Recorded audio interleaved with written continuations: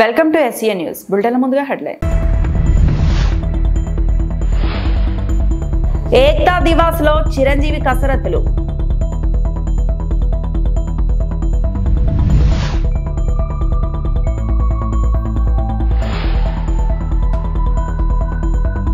నిండు కుండల సాగర్ జలాశయం 12 గేట్లు ఎత్తి నీటి విడుదల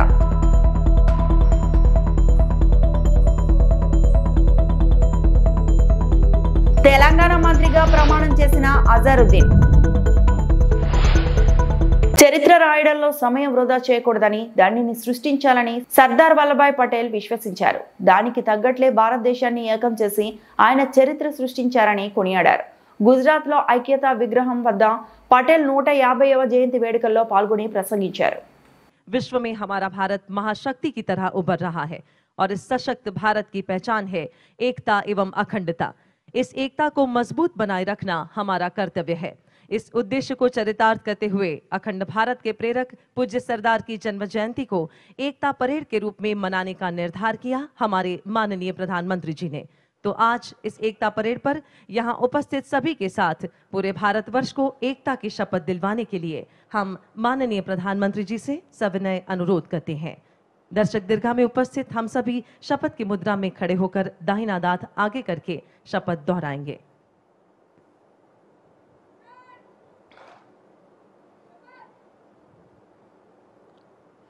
मैं सत्यनिष्ठा से शपथ लेता हूं कि मैं राष्ट्र की एकता, अखंडता और सुरक्षा को बनाए रखने के लिए स्वयं को समर्पित करूंगा और अपने देशवासियों के बीच यह संदेश फैलाने का भी भरसक प्रयत्न करूंगा. मैं यह शपथ अपने देश की एकता की भावना से ले रहा हूं, जिसे सरदार वल्लभ भाई पटेल की दूरदर्शिता एवं कार्यों द्वारा संभव बनाया जा सका. मैं अपने देश की आंतरिक सुरक्षा सुनिश्चित करने के लिए अपना योगदान करने का भी सत्यनिष्ठा से संकल्प करता हूं. భారత్ అమెరికాల మధ్య సంబంధాలు మరింత బలపడనున్నాయి. ఇరు దేశాల మధ్య శుక్రవారం కీలక రక్షణ ఒప్పందం కుదిరింది. 10 ఏళ్ల పాటు ఉండే ఈ ఒప్పందం ఇరు దేశాల మధ్య వ్యూహాత్మక భద్రతా సహకారాన్ని బలోపేతం చేయనుంది. మలేషియాలో ఆసియాన్ రక్షణ మంత్రుల సమావేశం జరిగింది. ఇక్కడ రక్షణ మంత్రి రాజ్నాథ్ సింగ్, అమెరికా రక్షణ కార్యదర్శి పీట్ హెగ్నెత్లు భేటీ అయ్యారు. ఈ సందర్భంగా రక్షణ ఒప్పందంపై ఇరువురు సంతకాలు చేశారు. 10 ఏళ్ల రక్షణ ఒప్పందంపై సంతకం చేసేందుకు రాజ్నాథ్ సింగ్ తో భేటీ కావడం సంతోషంగా ఉందని హెగ్నెత్ ఎక్స్ లో పేర్కొన్నారు. ఇది ఇరు దేశాల రక్షణ భాగస్వామ్యాన్ని ముందుకు తీసుకెళ్తుందన్నారు. సమన్వయం, సమాచారంతో పాటు సహకారాన్ని పెంచుకుంటామని, మా రక్షణ సంబంధాలు మరింత బలంగా ఉన్నాయని ఆయన రాసుకొచ్చారు.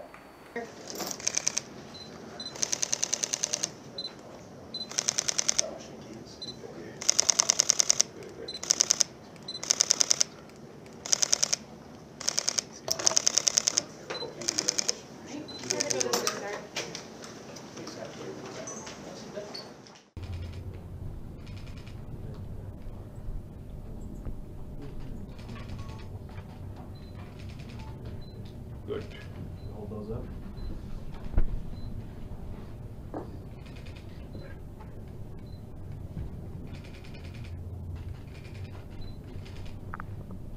Okay.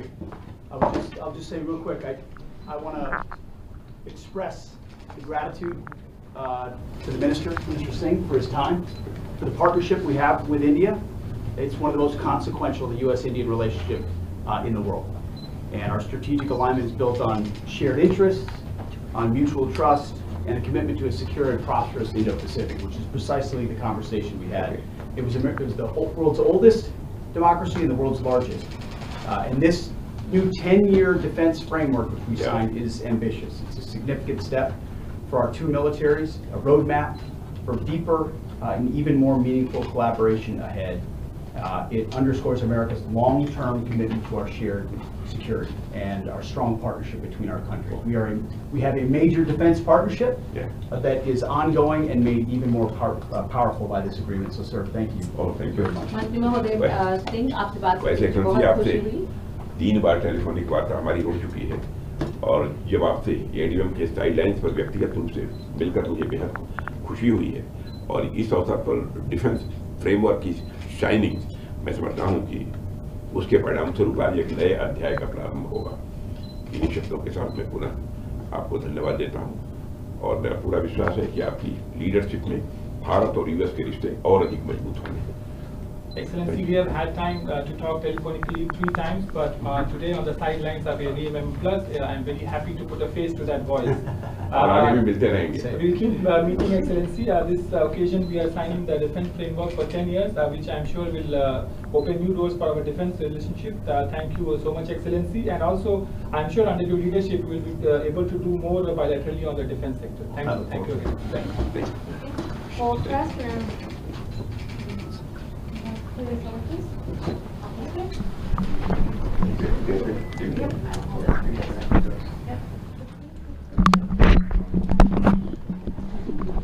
సర్దార్ వల్లభాయ్ పటేల్ 150వ జయంతి సందర్భంగా తెలంగాణ పోలీస్ ఆధ్వర్యంలో పీపుల్ ప్లాజా వద్ద ఏక్తా దివస్ కార్యక్రమాన్ని నిర్వహించారు. నటుడు చిరంజీవి ఈ కార్యక్రమానికి ముఖ్య అతిథిగా హాజరయ్యారు.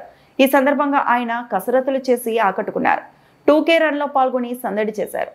జరగబోతున్న ఈ కార్యక్రమంలో నేను పార్టిసిపేట్ చేయడం చాలా చాలా ఆనందంగా ఉంది. దానికి కారణమైనటువంటి మన గౌరవ డీజీపీ గారు శివధర్ రెడ్డి గారు, అలాగే నా మిత్రులు, ఈ కార్యక్రమంలో అన్ని వెనుకుండి చూసుకున్నటువంటి సిపి సజ్జనార్ గారు, అలాగే శాఖ గారు, మిగతా తదితర ఆఫీసర్స్ అందరికి కూడా నా హృదయపూర్వక నమస్కారాలు, ధన్యవాదాలు తెలియజేస్తూ ఈ రోజున ఏక్తా దివస్ కార్యక్రమం మన iron man of India Sardar Vallabhbhai Patel గారి జయంతి సందర్భంగా జరుపుకోవడం అనేది అలాంటి మహానుభావుడికి మనం గౌరవ సూచనగా మనం ఇస్తున్న నివాళిగా నేను భావిస్తున్నాను.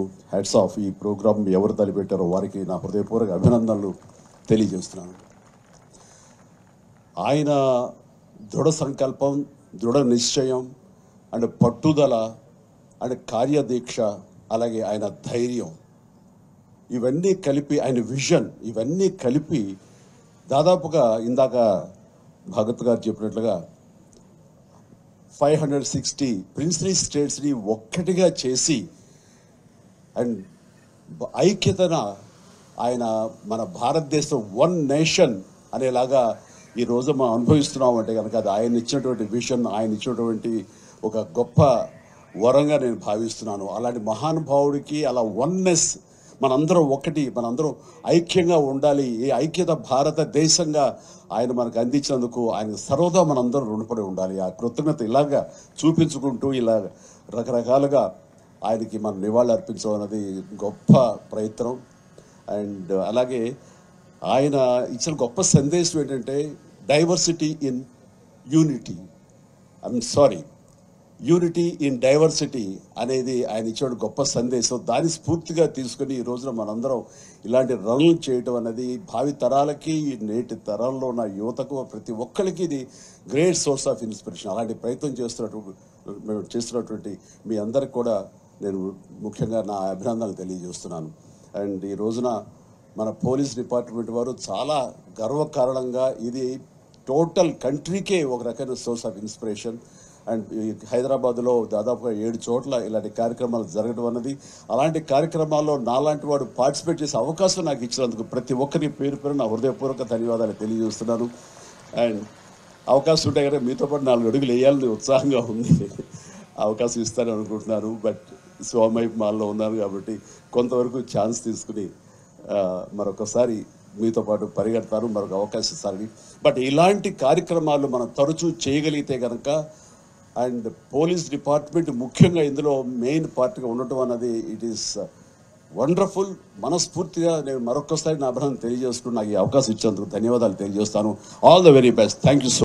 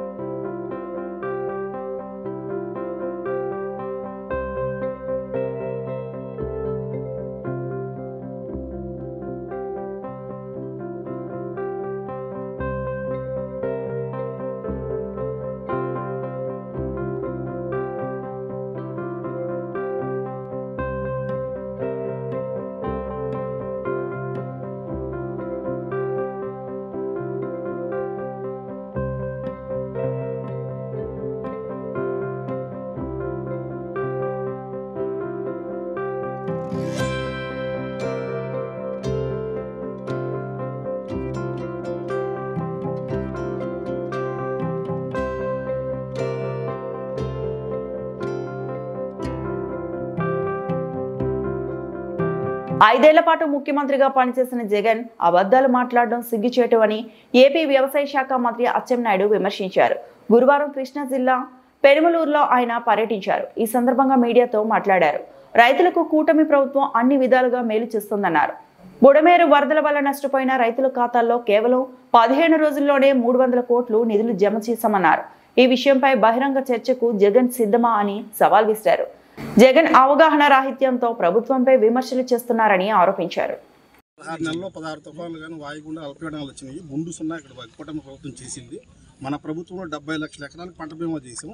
కనీసం 19 లక్షల ఎకరాలు అబద్ధాలు కోరు.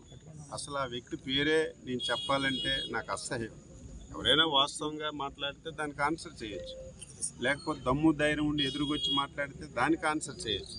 ఏదో టెలికాన్ఫరెన్స్లోన 5 రోజుల నుంచి తుఫాన్ వస్తే బెంగళూరు నుంచి విజయవాడకి విమానాలన్నీ రద్దు అయిపోయినాయి కాబట్టి నేను ఎప్పుడో విమానం బెంగళూరు నుంచి విజయవాడకు వస్తే ఆ రోజే వస్తానని చెప్పి చుట్టం చూపుకొచ్చి ఈరోజు కూడా తాడేపల్లి గూడెంలో ఉండి తాడేపల్లి ప్యాలెస్లో ఉండి ఈరోజు అబద్ధాలు చూస్తే మీరు రాయాలి. నేను చెప్పినవన్నీ రాస్తే కనీసం ఆయనకు తెలుస్తాయి. ఏం మాట్లాడాడు?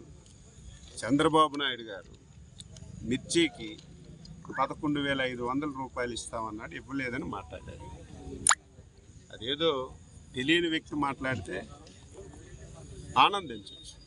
5 సంవత్సరాలు ఈ రాష్ట్రానికి ముఖ్యమంత్రి చేసిన వ్యక్తి మిర్చికి చంద్రబాబు నాయుడు ఏం చెప్పాడు? 11,500 కంటే ధర తగ్గితే ప్రభుత్వం ఇస్తుందని చెప్పాం. ఈరోజు మిర్చి 15,000 ఉంటే 11,500 ఇవ్వలేదంటే ఆయన మనిషి అవగాహన ఉంది. అంటే 15,000 ఉంటే 11,500 ఇవ్వమని చెప్తారా? ఈరోజు పొగాకు రాష్ట్రంలో ఇంతవరకు ఇన్ని ప్రభుత్వాలు వచ్చినా పొగాకు అసలు కొనలేదు. ఫస్ట్ టైం మార్కెట్ పెట్టి 300 కోట్ల రూపాయలు ఖర్చు పెట్టి 25 మిలియన్ కేజీలు పొగాకు కొని రైతుకు డబ్బులు వేస్తే పొగాకు కొనలేదంట. మామిడి 1 కేజీకి 4 రూపాయలు ఇచ్చి 300 కోట్ల రూపాయలు రైతుకి బెనిఫిట్ ఇచ్చి మొన్ననే వాళ్ళ అకౌంట్లు ఇచ్చి వాళ్ళ సంబరాలు జరుపుకుంటే ఇక్కడ రైతుకి ఏం చేయలేదు, మ్యాంగోని కొనలేదని చెప్తున్నారు. మీరందరూ ఉన్నారు కదా, గత సంవత్సరమే కదా మన పక్కన విజయవాడలో బుడమేరు వరదలు వచ్చాయి. వరదల్లో 15 రోజుల్లో చరిత్ర 15 రోజుల్లో నష్టపోయినటువంటి రైతులందరి దగ్గరికి వెళ్ళి వాళ్ళ వివరాలన్నీ తీసుకొని వాళ్ళ అకౌంట్లో 15 రోజుల్లో 300 కోట్ల రూపాయలు డబ్బులు వేసిన ప్రభుత్వం. నీకు తెలియకపోతే పాఠాలు నేర్చుకో, నీకు తెలియకపోతే అసెంబ్లీకి రావడానికి ఇష్టం లేకపోతే నేను ఎక్కడికి మొత్తం చర్చించడానికి సిద్ధంగా ఉన్నా. ఏదో ఇంట్లో కూర్చొని ఏదో ప్రెస్లో రాస్తారని ఏదో సాక్షిలో వస్తుందని ఇష్టానుసారంగా మాట్లాడితే నేను చెప్పిన దానికి ఆన్సర్ చెప్పిన 3-4 విషయాలు చెప్తాను. ఈ క్రాఫ్ట్ మేము చేయడం లేదట్రా. ఎందుకు నేనెందుకు? నువ్వు రేపు తెల్లవారి విలేకరులందరూ ఈ మండలం ఎందుకు, ఈ రెవెన్యూ గ్రామంకి వెళ్ళండి. ఇదేదో అచ్చెన్నాయుడు సీక్రెట్గా చేసింది కాదు కదా. ఈ క్రాఫ్ట్ అనేది ఒక యాప్ ఉంది, వ్యవస్థ ఉంది. 99% ఈ క్రాఫ్ట్ చేసామని చెప్పాం. మీరు వెళ్ళి రేపు చూడండి, అయిందో లేదో తెలుస్తుంది. ఈ క్రాఫ్టే చేయడం లేదన్నమా అంటే పచ్చి అబద్ధాలు. ఇన్ని అబద్ధాలు మాట్లాడుతుంటే దానికి నాకు ఆన్సర్ చేయడానికి ఇష్టం లేకపోయినా మీరు అడిగారు, ప్రజల గురించి చెప్పాలి. ఆ దుర్మార్గుడు చెప్పింది ఎవడు వినకపోయినా 5-10 మంది చెప్పినా నమ్ముతారు. దానికి మేము ఆన్సర్ చేయవలసినటువంటి అవసరం ఉంది. కాబట్టి నాగార్జున సాగర్ జలాశయానికి వరద ప్రవాహం కొనసాగుతుంది. ఎగువ నుంచి సాగర్ కు 1,46,744 క్యూసెక్ల నీరు రావడంతో 12 క్లస్టర్ గ్రేట్లను 5 అడుగుల మేర ఎత్తి నీటిని దిగువకు విడుదల చేస్తున్నారు. 96,696 క్యూసెక్ల నీరు దిగువకు వెళ్తోంది. సాగర్ జలాశయం మొదటి నీటి మట్టం 590 అడుగులు కాగా ప్రస్తుతం 589.60 అడుగులకు చేరుకుంది.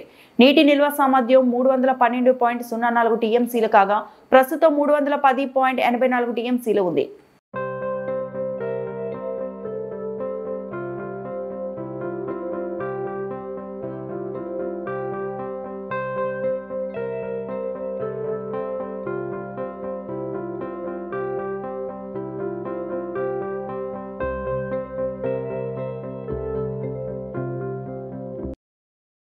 తెలంగాణ మంత్రిగా మాజీ క్రికెటర్ అజారుద్దీన్ ప్రమాణ స్వీకారం చేశారు. గవర్నర్ జిష్ణుదేవ్ వర్మ ఆయనతో ప్రమాణం చేయించారు. ఈ కార్యక్రమంలో సీఎం రేవంత్ రెడ్డి, మంత్రులు పాల్గొన్నారు. రిటైర్మెంట్ తర్వాత రాజకీయాల్లోకి వచ్చిన అజారుద్దీన్ 2009లో కాంగ్రెస్ పార్టీలో చేరారు. అదే సంవత్సరం యూపీలోని మొరాదాబాద్ స్థానం నుంచి ఎంపీగా గెలుపొందారు. 2018లో టీపీసీసీ వర్కింగ్ ప్రెసిడెంట్ గా అజారుద్దీన్ ను నియమించారు. Minister designate of the state of Telangana.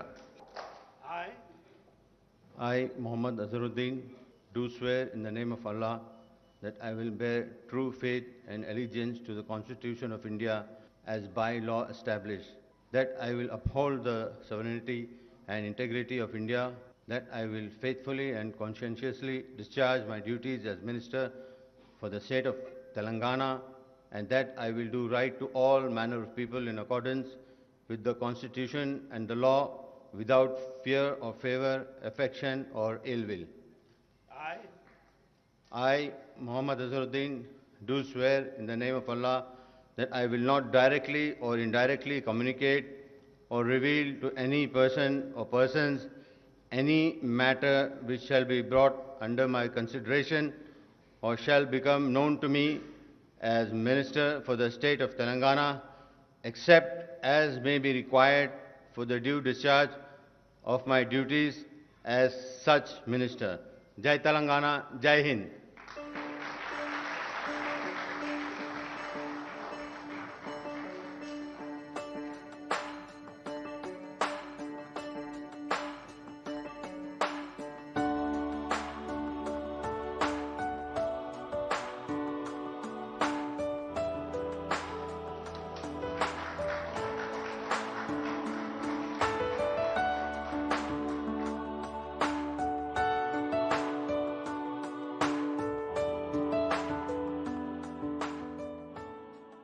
కూటమి ప్రభుత్వం ఏర్పడిన తర్వాత తణుకు నియోజకవర్గంలో అభివృద్ధి సంక్షేమం వేగంగా జరుగుతుందని తణుకు అత్తిలి ఏఎంసీ చైర్మన్ కొండేటి శివ దాసం ప్రసాద్ పేర్కొన్నారు.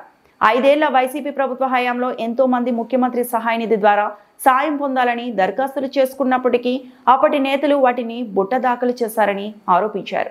ముఖ్యమంత్రి సహాయ నిధి ద్వారా తణుకు నియోజకవర్గంలో 68 మందికి 29.61 లక్షల చెక్కుల రూపంలో ఆర్థిక సహాయాన్ని అందజేసినట్లు చెప్పారు. గురువారం కూటమి కార్యాలయంలో బాధితులకు సీఎం రిలీఫ్ ఫండ్ చెక్కులను అందజేసి మాట్లాడారు. ఎన్టీఆర్ ఆరోగ్య సేవలో లేని శస్త్రచికిత్సలకు సంబంధించి ఖర్చు చేసిన నిధులను సీఎం రిలీఫ్ ఫండ్ ద్వారా ముఖ్యమంత్రి చంద్రబాబు నాయుడు ఆర్థిక సహాయం చేస్తున్నారని అన్నారు. ఏడాది కాలంగా సీఎం రిలీఫ్ ఫండ్ కోసం దరఖాస్తు చేసుకున్న దరఖాస్తుదారుల్లో 98% లబ్ధిదారులకు ఆర్థిక సాయం చేసినట్లు వెల్లడించారు. పేద, దిగువ, మధ్యతరగతి కుటుంబాలకి కూటమి ప్రభుత్వం అండగా ఉంటుందని అన్నారు.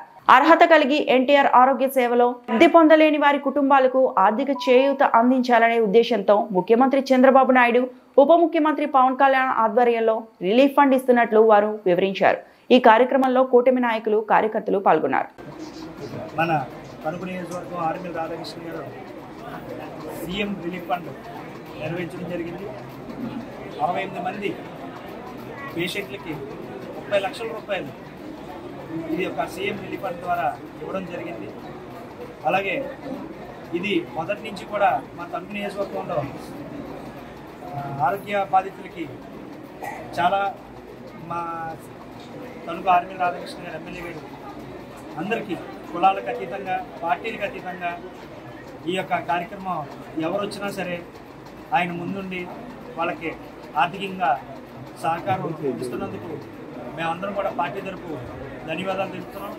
అలాగే ఈరోజు ఆయనకి ఎమర్జెన్సీగా ఏదో కాల్ రావడం వల్ల బయటకు వెళ్ళడంతో పార్టీ కూటమి నాయకులందరినీ కూడా ఈ కార్యక్రమాన్ని పోస్ట్పోన్ చేయొద్దు, మీరు అందరి చేతుల మీద అందరికీ కూడా ఈ చెక్లు అందజేస్తే బాగుంటుందని చెప్పి ఆయన మార్నింగ్ అందరికీ కాల్ చేసి అందరినీ ఒక వేదికగా వెళ్ళమని చెప్పి ఇది నిర్వర్తించడం జరిగింది.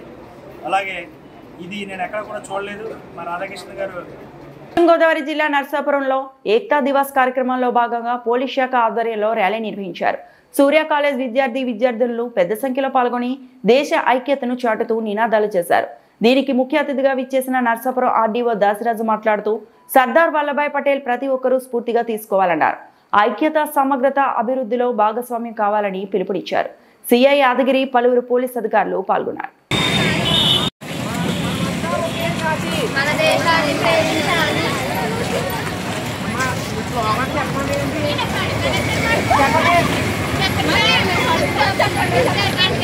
మనమంతా ఒకే జాతి, మనమంతా ఒకే జాతి, మన దేశాన్ని ప్రేమించాలి.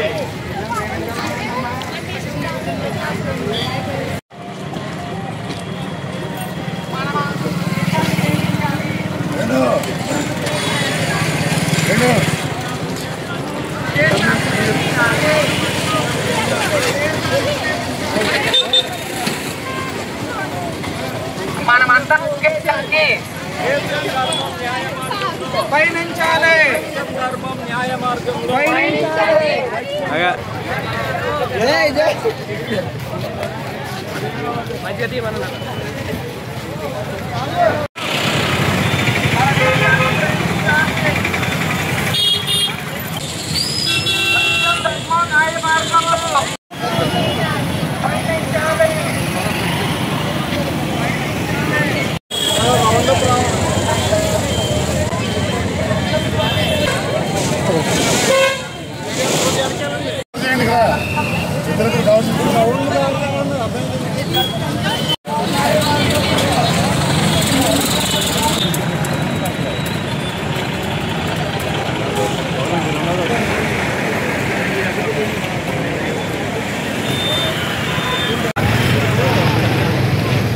నమస్కారం. మరి ఇప్పుడు మనం జాతీయ ఏకతా దివాస్ సందర్భంగా మన సర్దార్ వల్లభాయ్ పటేల్ గారి యొక్క జన్మదినాన్ని పురస్కరించుకుని మనం ఈ యొక్క దేశమంతా కూడా మన దేశ ఐక్యతగా ఉంటే ఎంత బాగుపడుతుంది, ఐక్యత లేకపోవడం వల్ల అప్పుడు ఎలా కోల్పోయింది, మరి ఆయన కృషి వల్ల ఒక అఖండ దేశ ఐక్యమత్యం, సమగ్రత, భద్రతను కాపాడటానికి స్వయంగా అంకితం అవుతానని యొక్క దార్శనికత చరిత్రలో ఉన్న లక్ష్యమై నా దేశ ఐక్యత స్ఫూర్తితో నేను ప్రతిజ్ఞ చేస్తున్నాను. భద్రతను పటిష్టపరచడానికి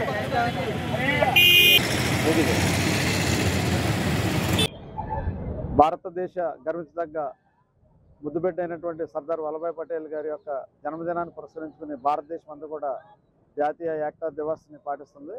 అందులో భాగంగా మన నర్సాపురం పట్టణ సిఐ గారి ఆధ్వర్యంలో ఇక్కడ ఒక విద్యార్థులతో ర్యాలీ చేస్తూ వారి చేత ఐక్యత గురించి ప్రతిజ్ఞ చేయించడం జరిగింది. మరి దేశ ఐక్యత సమగ్రత కోసం మన సర్దార్ వల్లభాయ్ పటేల్. పశ్చిమ గోదావరి జిల్లా నర్సాపురం తీర గ్రామాల్లో మొందా తుఫాన్ ప్రభావిత ప్రజలకు నిత్యావసర వస్తువులను పంపిణీ చేశారు. ముందుగా నర్సాపురం మండలంలో పిఎం లంక గ్రామంలో ఒక్కొక్క కుటుంబానికి 25 కేజీల బియ్యం, కేజీ వంట నూనె, పంచదార, ఉల్లిపాయలు, బంగాళదుంపలతో కూడిన కిట్ బ్యాగ్ను ప్రభుత్వ విప్ బొమ్మిడి నాయకర్ అందించారు. ఈ సందర్భంగా నాయకర్ మాట్లాడుతూ తుఫాన్ కారణంగా వలలు, బోట్లు వంటి వేట సామాగ్రిని కోల్పోయిన ప్రతి మత్స్యకార కుటుంబాన్ని ప్రభుత్వం ఆదుకుంటుందని హామీ ఇచ్చారు. ఈ కార్యక్రమంలో టీడీపీ ఇన్ఛార్జ్ రామరాజు, మత్స్యకార అభివృద్ధి corporation chairman Kolli Peddiraju, AMC chairman Jakkam శ్రీమన్నారాయణను పాల్గొన్నారు.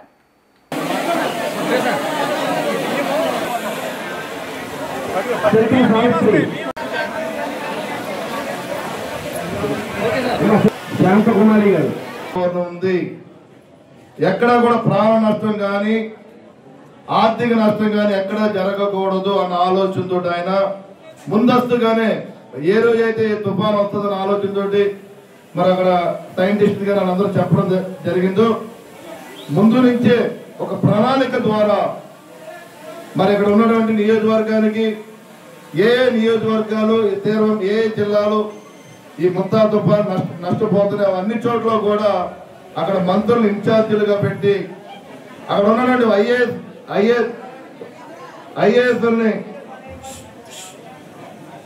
అక్కడ ఇన్ఛార్జీలుగా పెట్టి ఏదైతే పునరావృతి కేంద్రాలు ఉన్నాయో ఆ పునరావృతి కేంద్రాలు కూడా అక్కడ ఒక డిప్యూటీ స్థాయి అధికారిని పెట్టి ప్రతి యంత్రాంగాన్ని ప్రతి అధికారిని మానిటరింగ్ చేసుకుంటూ ఎప్పటికప్పుడు గంటకి కూడా ఆయన రాత్రులు కూడా పడుకోలేదు 3 రోజులు కూడా పడుకోలేదు ఆయన మరి గంటకి కూడా ఆయన రివ్యూస్ ఏర్పాటు చేసి మరి ఈ జిల్లాలో ఎలాగుంది ఈ నియోజకవర్గంలో ఎలాగుంది అన్న ఆలోచనతో ముందుకెళ్లారు దానికి ప్రత్యేకంగా మనందరూ కూడా అదేవిధంగా పవన్ కళ్యాణ్ గారు కూడా ఆయన కూడా మరి తీర ప్రాంతంలోని గ్రామాలన్నింటి కూడా ఉన్న కార్యకర్తలు కానీ అధికారులు కానీ మానిటరింగ్ చేసుకుని మరి వారందరికీ న్యాయం జరగాలన్న ఆలోచనతో వీరిద్దరు కూడా ప్రయాణం పూర్తిగా ఎందుకంటే చంద్రబాబు నాయుడు గారు కూడా తెలిసి మీరందరూ గతంలో కూడా తుఫాన్కి అనుభవంతో గతంలో కూడా ఆ రోజున తుఫాను వచ్చినప్పుడు మరి వైజాగ్ చూసాం మనం వైజాగ్ లో హుదూద్ తుఫాను మరి ఆ రోజున అక్కడ నుండి ఏ రకంగా సహాయ సహకారాలు ఏర్పాటు చేశారో అదేవిధంగా మనకి రాజమండ్రిలో కూడా హరికేన్ తుఫాను వచ్చింది మరి అక్కడ కూడా ఏ రకంగా ఎదుర్కొన్న తిత్లీ తుఫాను ఆ తుఫాను కూడా ఏ రకంగా అంటే అనుభవంతో ఎక్కడా కూడా ప్రాణ నష్టం అన్నది జరగకూడదు ఆర్థిక నష్టాన్ని మనం తగ్గించాలి అన్న ఆలోచనతో అటు మంత్రుల్ని అటు అధికారుల్ని అదే మమ్మల్ని కూడా ఇక్కడ ఆయన ముందుండి నడిపించిన వ్యక్తి దానికి మనందరూ కూడా ఈ వార్తలు ఇంతటితో సమాప్తం.